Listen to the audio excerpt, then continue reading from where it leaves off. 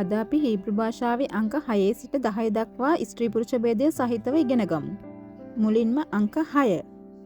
ස්ත්‍රී ලිංගයට අනුව ශේෂ්, පුරුෂ ලිංගයට අනුව නම් ශිෂා.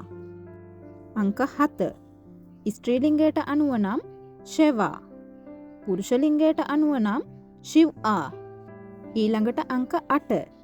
ස්ත්‍රී ලිංගයට අනුව නම් ෂ්මෝනේ, පුරුෂ ලිංගයට අනුව නම් ෂ්මෝනා. දැන් බලමු අංක 9. ස්ත්‍රී ලිංගයට අනුව නම් තේෂා, පුරුෂ ලිංගයට අනුව නම් තිෂ්ආ. අවසාන වශයෙන් අංක 10ට කියන්නේ ස්ත්‍රී ලිංගයට අනුව නම් ඒසේර්, පුරුෂ ලිංගයට අනුව නම් අසරා.